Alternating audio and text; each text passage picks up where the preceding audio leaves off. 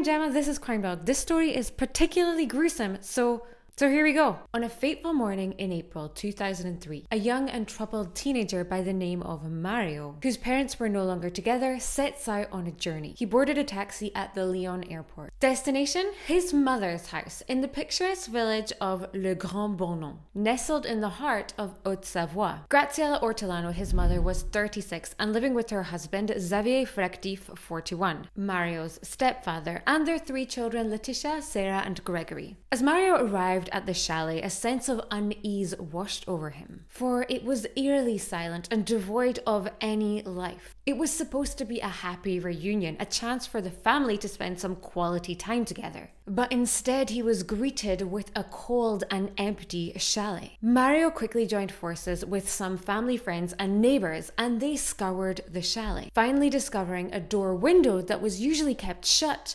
wide open. As they ventured inside, the eerie silence was broken only by the sound of their footsteps. At first glance, everything seemed to be in order, but something was amiss. The house was tidier than usual. The sheets and blankets had been removed from the beds. Mario couldn't shake off the feeling that something terrible had occurred. The alarm was raised and the authorities were immediately alerted. They initially suspected that the Flactif family may have met with some sort of accident, which would explain their absence. Then Mario revealed a crucial piece of information to the authorities. His stepfather had a tendency to speed. Teams began searching in the surrounding area, delving into the winding and treacherous roads that could easily have concealed a tragic accident. But as the hours passed and no sign of the Flactif family surfaced, a feeling of unease began to settle in. The roads were unforgiving, with sudden turns and steep elevation, making it a challenge for even the most experienced drivers. And the dense forest that surrounded the area only added to the sense of isolation and danger. The authorities quickly realized that the possibility of an accident couldn't be ruled out. But as the days passed and no trace of the missing family was found, the idea of something far more sinister began to take hold. On Monday the 14th of April, with no sign of the Flactif family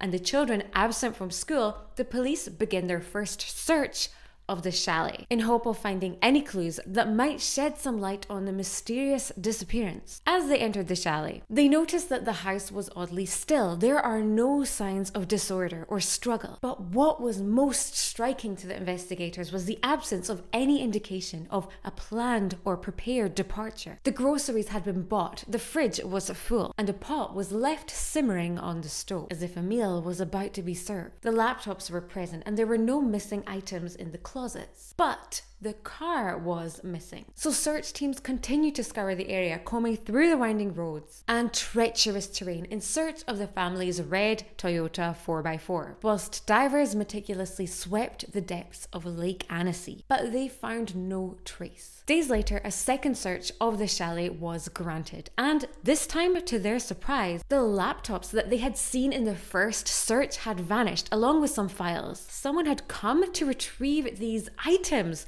What secrets were they hiding? The investigators began to focus on the personality and past of Xavier Flactif, and what they discover is nothing short of shocking. He was a real estate developer from the north of France who had settled in the area about 5 years prior with his wife and children. He had built more than a dozen chalets in the Grand-Bornand, buying land at inflated prices and using shell companies to build the houses. He then sold these chalets to owners for rental investment, but kept a copy of the keys and sometimes would place tenants in the chalets without the owners knowing, taking payment in cash. As the investigation progressed, the true nature of Xavier Flactif's business dealings came to light. His company, which was run under his wife's name, was a front for a web of scams that had left a trail of victims in the north of France. Xavier, himself banned from managing due to his previous fraudulent activities, had pushed people into debt and built houses that flouted building codes. He had an astonishing 70 bank accounts, some in Belgium, others hidden in tax havens, and a long list of enemies who had banded together to seek justice against him. But Xavier's troubles weren't limited to his past. He was also facing mounting professional woes. He had multiple construction projects that were running behind schedule or unfinished, and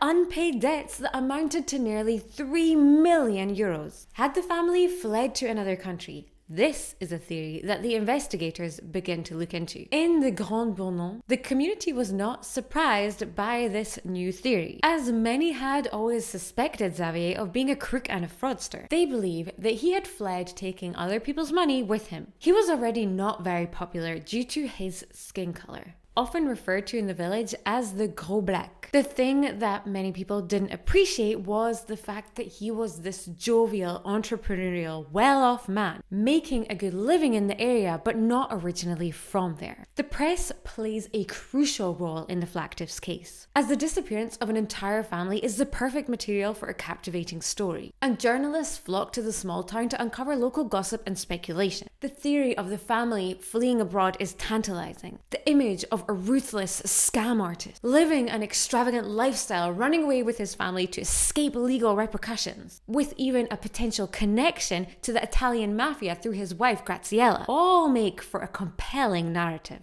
Unfortunately, the press contributed to painting an incomplete and one-sided picture of Xavier Flactif, labeling him and his family as suspects, as enemies, and even racists. It becomes clear that the Flactifs had made multiple enemies in the region, and the police now need to also consider the possibility that this disappearance is hiding a dark secret. As the investigation continues, the police begin to question the neighbours of the family, and the testimony of a tenant of Xavier's named David Otia particularly stands out. We would say Hotiat. He relishes in the opportunity to speak to journalists, venting his anger towards his landlord, revealing that he paid rent in cash and the owners of the property were never informed of his tenancy. As the story unfolds, it becomes clear that there is more to this case than meets the eye. When he's describing the Flactifs' home, he seems bitter, maybe even jealous, of the grandeur and decadent furnishings. Alexandra, who is David Otia's girlfriend, was a former housekeeper and cleaner for the Flactif family. She too is quick to comment on the excessive grandeur of the Flactif chalet. 400 meters square living space and a basement so huge that you could easily fit 3 buses down there. Once again, making these statements with an air of conceit and judgment. Déjà, il prend les gens pour des esclaves. Qu'est-ce que vous faisiez? Je faisais le ménage chez elle. She describes Xavier as a cruel and manipulative man who saw his employees as nothing more than slaves, revealing that the more she washed the dishes and tidied up their house, she couldn't help but feeling that something was amiss. And the more she looked, the more she found traces of the family's dark past. She then recounts one occasion when the water was cut off, and this small inconvenience gave her pause as she realized the true extent of Xavier's disregard for others. Tu vas lui faire vider les chiottes, hein, ça pue la merde ici. Hein. Il y a une coupure d'eau et tout. De toute façon, elle est là pour ça. Hein. Bon, j'ai rien dit. Hein. J'ai fini ma matinée. Je suis rentrée. Je lui ai raconté, il m'a dit bon allez c'est bon, basta, t'arrêtes.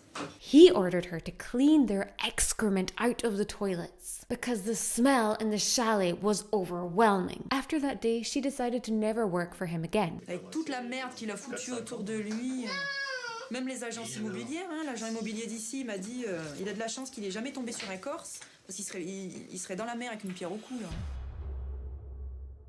The strange testimonies of David and Alexandra had piqued the interest of the investigators. Was Xavier truly the wealthy businessman that he appeared to be, or was he a con artist, a fraud who had built his entire empire on the backs of others? Only time will tell. But one thing is for sure, this luxurious chalet is not the sanctuary that it appears to be. On the 17th of April, the police descend once again on the Flactifs' residence, intent on uncovering the truth, but little did they know the horrors that awaited them. As they scoured the house, they stumbled upon a gruesome scene. Blood had seeped through the cracks in the floorboards, a chilling reminder of what had occurred. A child's tooth, jagged and broken, lay embedded in the wood, a haunting testimony to the atrocities committed. And behind the curtain, a small caliber shell lay discarded, a silent witness to the carnage. The investigators were now convinced that something very sinister had occurred within the chalet walls, yet they couldn't quite grasp the magnitude of the horror. It was on the 5th of May that the case took a dark turn. The prosecutor in charge of the case, after a 4th search of the home, announced that the investigators had uncovered a bloodbath. Traces of blood that had been cleaned but revealed by luminol covered the floors, the walls, the fabrics, and the furniture on every level of the chalet. The blood was concentrated in 5 areas. each one representing a missing member of the family. DNA analysis confirmed that the blood belonged to Xavier, his wife Graziella, and their 3 children. The Flactif family had been brutally murdered in the confines of their own home. It becomes clear that the Flactif family's bodies had then been methodically removed and the crime scene meticulously cleaned. This case was spiraling into a whirlwind of horror, and it was at this juncture that the 4x4 family car was discovered at an airport in Geneva. Analysis revealed droplets of blood in the trunk despite the perpetrator's attempts to clean it up, even crudely cutting out the carpet. A massive manhunt was launched throughout the region as authorities scoured every cave, every crevice in hopes of finding the bodies. But all efforts proved futile. The 5 samples of DNA taken from the Flactif house perfectly corresponds to the 5 family members. However, a 6th sample was also retrieved, correlating to an unknown person. This DNA was found in 22 separate locations in the house, mixed in with the victim's blood. The investigators know that they are closing in on the perpetrator, and they decide to take DNA samples from all of the people living close by to the Flactif chalet. They had noticed that some of the locals had spoken about Xavier with a certain resentment and had exhibited some strange behaviours, such as lingering around the crime scene. One such individual was David Otia, the neighbour who had been happy to talk to the press and the police about the darker side of Xavier's life, who, it emerged, was also the last person to have laid eyes on Xavier on that fateful day. Xavier had entrusted David to hand over some keys to some vacationing tourists who were renting out one of the chalets. David quickly became the prime suspect on a list of 7 individuals. He found himself under the watchful gaze of the police, whilst journalists captured his every move. David, however, remained completely unfazed by the attention, exuding a nonchalance that only fueled suspicions. When journalists asked David what he believed happened, he is almost excited to tell them that he is pretty certain the family was executed by someone Xavier had conned out of money in the past. Bon, moi, c'est soit que c'est lui qui est parti, ou alors c'est vraiment des gens qui l'ont... Et puis que... Je sais pas ce qui s'est passé, quoi. Ça s'est pas mal passé, quoi. It is early July before there is the next significant breakthrough in this case. The infamous 6th DNA sample was identified as belonging to none other than David Otia. But instead of immediately making an arrest, the police kept him under close surveillance, listening in on every one of his phone calls, in a bid to gather more information about the case, about the possible modus operandi, and any possible accomplices. They feared that if David was apprehended too soon, he would reveal nothing. But this way, their hope of finding the bodies and uncovering the truth remained, and it was only a matter of time before the surveillance pays off, as it becomes clear that David was most likely involved in the murders with the help from his girlfriend Alexandra and a neighbouring couple, Stefan and Isabel Aremza.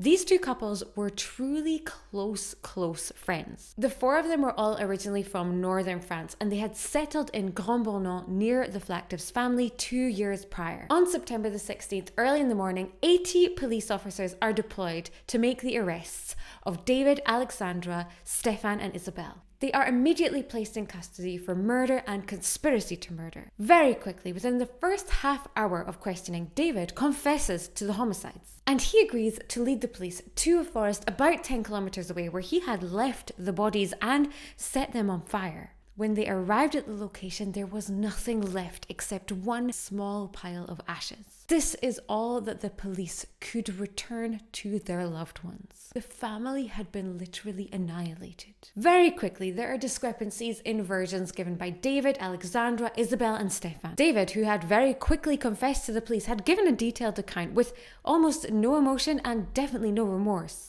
He states that on the 11th of April, he went to the Flactif's house to talk to his landlord Xavier about a real estate dispute they had had. The conversation took a dark turn and he took out a gun and aimed it at Xavier Flactif's head, thinking that the gun wasn't loaded. So when he pulled the trigger, he was shocked that the gun fired. He had accidentally killed Xavier Flactif. He then had to kill the children and Graziella with his weapon to avoid leaving any witnesses. After that, he wrapped the bodies in sheets and took them to the forest and burned them, before returning to the chalet to clean everything. On the 16th was when he relayed these facts to the police and then repeated them to the investigating judge. But as the investigation delved deeper, the truth behind the murders began to unravel, revealing a twisted web of lies, deceit, and betrayal. The account of the Aremza couple calls into question David's testimony, revealing that he'd meticulously planned his heinous crime for months, spurred on by a documentary he had seen on the television. A documentary that he had watched earlier in the year about a ruthless serial killer who murdered for material gain. It's alleged that David, driven by the desire to acquire one of Xavier's magnificent chalets, single-handedly carried out the act, but was supported by the other three, Alexandra, Stefan, and Isabel. The three of them are suspected of having helped plan the crime and expertly covering their tracks, going to great lengths to cremate the bodies, which is no easy feat. It's estimated that the damage to the bodies would have required the consumption of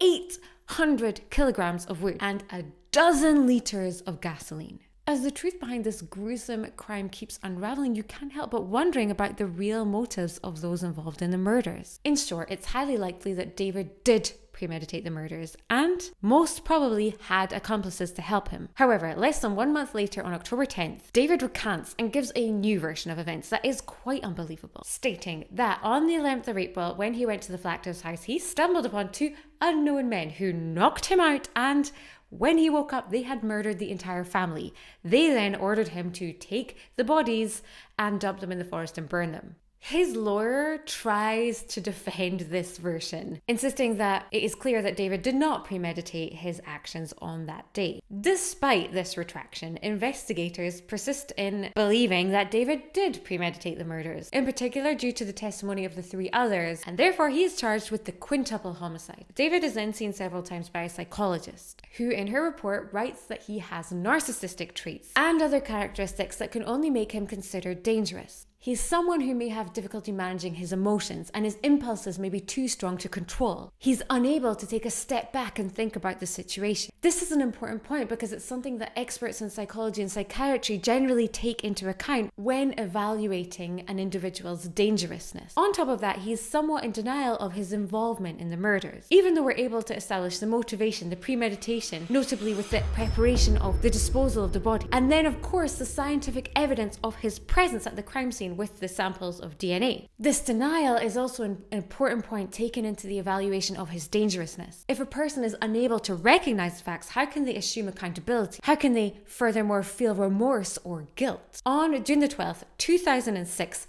the Flactif case began in Haute-Savoie. David still maintains his second version of events with the two mysterious men who knocked him out, and the rest is history. His lawyers will therefore have the difficult task of pleading not guilty. Stefan and Isabel Haremza, on the other hand, declare that they effectively planned the murders together, but backed out at the last minute. As for Alexandra, David's girlfriend, she declares that she only became aware of the murders after the fact, but did not denounce her boyfriend David out of fear, and then continued to participate in the destruction of evidence. The four accused wanted to take possession of a chalet belonging to Xavier Flactif. The seeds of the crime were sown after watching a television documentary. This crime was committed out of greed and a desire to steal someone else's success. It also came to light that David and Alexandra stole a large amount of valuables from the Flactif family's home. Found in their possession was laptops, phones, camcorders, DVDs, CDs, even children's skis that had belonged to the Flactif family. They had set fire to one of Xavier's chalets that was under construction, again out of jealousy. The two couples, David and Alexandra and the Aremzas, had already committed a series of burglaries and car thefts in the area. As the investigation delves deeper, a more brutal version of the events of the 11th of April comes to light. The crime scene analysis paints a picture of a gruesome and calculated slaughter, far from the initial claim of a sudden fit of rage and an accidental gunfire. The experts suspect that David methodically targeted his victims, starting with the children left alone at home, then Graziella, and finally Xavier, who returned home later. The use of a blunt weapon rather than a firearm suggests a slower, more sadistic method of killing, adding a chilling element to an already heinous crime. Alas, the complete destruction of the bodies through the cremation leaves the door open for speculation, as a proper autopsy was impossible to confirm the true nature of the crimes. The Flactif's lawyer during the trial paints this scene. Imagine a family of 3 siblings returning home from school. It's 5 p.m. on the 11th of April, the 3 children sitting at the table. Sarah, the eldest, tending to her little brother Gregory, while the youngest, Letitia, plays nearby. And then there's a knock on the door. It's David, a familiar face. He's welcomed in. And in a moment of unfathomable brutality, he picks up a piece of wood, perhaps from the fireplace, and begins his reign of terror. First, he strikes Gregory and then chases Sarah, leaving a trail of destruction through the chalet. Little Letitia, witnessing the horror, flees and hides terrified behind her sister's bed. The screams of the children echo through the neighbourhood, but nobody comes to their aid. The youngest child, Letitia, still hiding behind the bed, is petrified. There are 17 steps in the chalet that creak up to the bedrooms. As David climbs the stairs to end the last child's life, each step creaks closer. The courtroom is asked to imagine Letitia cowering behind her sister's bed, listening to the sound of him beating her siblings to death, then slowly coming up the steps towards her. She is waiting for her killer with no place left to run. This is the powerful testimony, this image that haunts everyone involved in this case. It is barbaric. As for the role of Alexandra in the murders, opinions are quite divided. The investigators don't have any formal evidence indicating that she was involved in the crime. Everything else is ultimately up to interpretation afterwards. Some will say that she was too afraid of David to dare to report him to the police. Others, on the contrary, will say that she was the instigator of the evil plan and she pushed David to do the act. After the trial, David is found guilty of 5 premeditated murders and is sentenced to the maximum penalty of life imprisonment with a minimum term of 22 years. The other 3 defendants are found guilty of complicity in the murders. Stefan is sentenced to 15 years in prison, having spent months siphoning and stealing gasoline in preparation for the fires. As for the 2 women, they are accused of not reporting the crime and for having participated in the looting of the chalet and therefore destroying certain evidence. Alexandra is sentenced to 10 years in prison, whilst Isabel receives a 7-year sentence. Our thoughts go out to the victims of this case, and they are numerous. There is, of course, Xavier, his wife Graziella, and their 3 children, Sarah, Letitia, and Gregory. Even if Xavier was not a saint, nothing can excuse his murder, and even less the complete elimination of his family. Rest in peace. This was a particularly grim case. However, it is important to underline how dangerous greed and jealousy can be. When you throw in alcohol and an excessive amount of drugs, you get another type of disaster entirely. If you want to know what I'm talking about, click this video here. That being said, please look after yourselves. À la prochaine. Bisous.